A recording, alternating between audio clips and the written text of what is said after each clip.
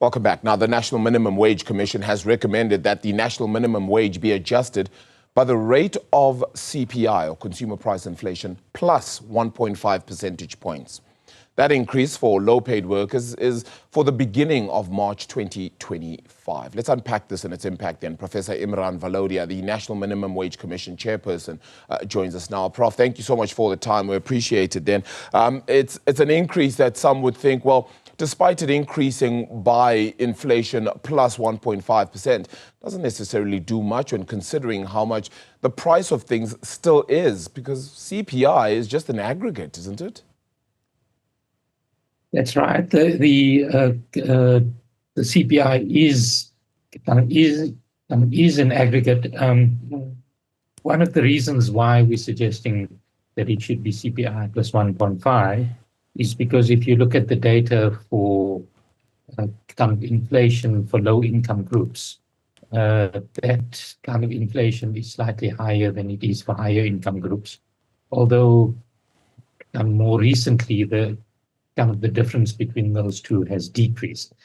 But the proposal for an increase of CPI plus 1.5 is based on the task that we have to perform in terms of the law.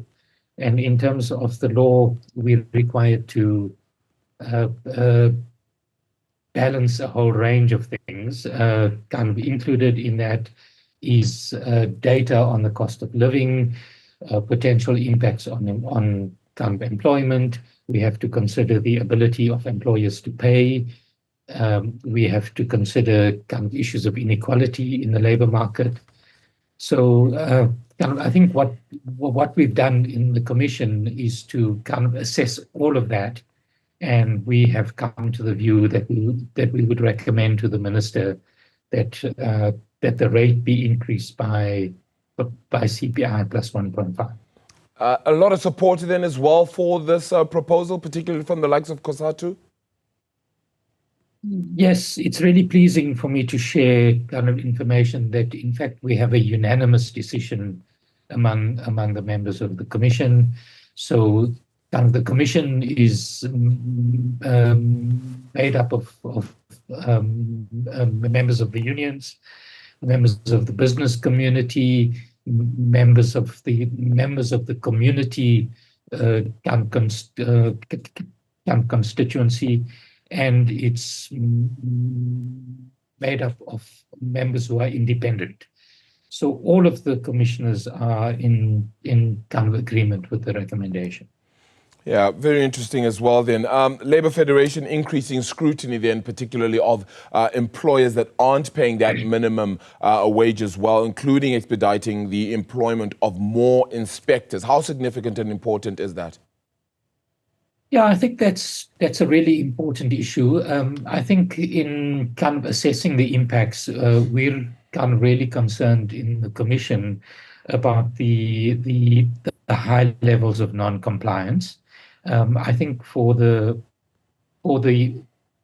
tool to be effective to protect workers at the lower end of the earnings profile, one doesn't want to see high levels of non-compliance. So I think that's a pretty important issue, and it's a matter that we will be taking up with the Department of Labour. Yeah, I mean, just taking up that issue as well with the department, it's also just about the lack of, rather the delays that sometimes happen in having these national minimum wages sort of implemented and hurried along as well, especially for a whole lot of people who really just need this funding and need this money really expeditedly, almost immediately, in fact. Well, that's not entirely true. So the last increase was effective on the 1st of March of last year. Yeah. And in fact, there was quite a large real increase in the minimum wage, and by that I mean that the increase was quite a bit above the CPI, or quite a bit above the quite a bit above inflation. And it's now kind of a year since that last increase. And it's appropriate that it should be increased on an annual basis. Fair enough. Fully understood there. What about employer organizations that go against then the rise in this national minimum wage? Is there a way to ultimately get them to understand, and how much sort of pushback do you anticipate from this? So we're hoping that there's now acceptance in the South African labor market that this is an effective instrument, that it's required to protect the workers at the bottom end of the earnings profile, and I think there's generally an acceptance that the management of the management of the minimum wage has been handled in quite a responsible way. So I'm not expecting a backlash. I should also emphasize that for those employers who are unable to afford to pay this level, there's a provision for an exemptions process that requires you to apply for an exemption. You have to provide certain kind of information so that your application can be properly evaluated. And if it's really the case that there's an employer who's unable to pay, then that exemption process is available. Yeah, I mean, the concerns here from a lot of these employers, though, then, Professor, is that the rise in this national minimum wage would actually increase things like unemployment as well. Is there a way to dispel that myth? Yeah, so there's lots of talk about the potential impacts of raising the minimum wage on employment. I can assure you that in the commission, we examine this issue quite extensively.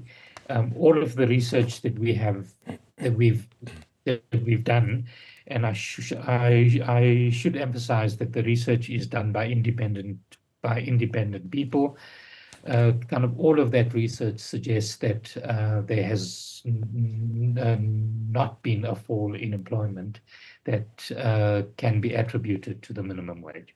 Yeah, very interesting. Just to look at some of the recommendations, Prof. I mean, another recommendation was that the increases to the national minimum wage should be curtailed until unemployment in South Africa falls to acceptable levels, which is below 10%. I mean, that in itself just sounds like it's taken us long to even try to get it to decrease in any form, still hovering in and above that 25 and above rate for many rates as well across that.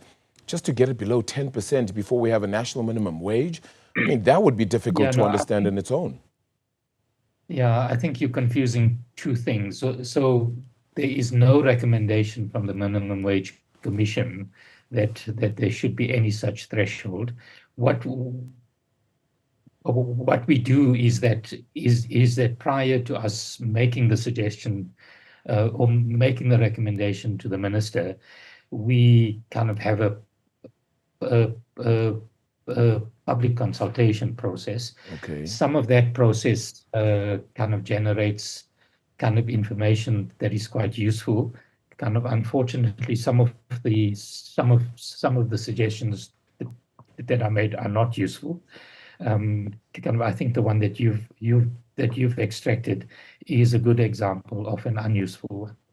Okay, so it was actually put forward, but it wasn't one of those that was tabled then as a final recommendation ultimately, and then labeled as the final recommendation that you have now put forward as we've been discussing. All right, well, Professor, thank you so much.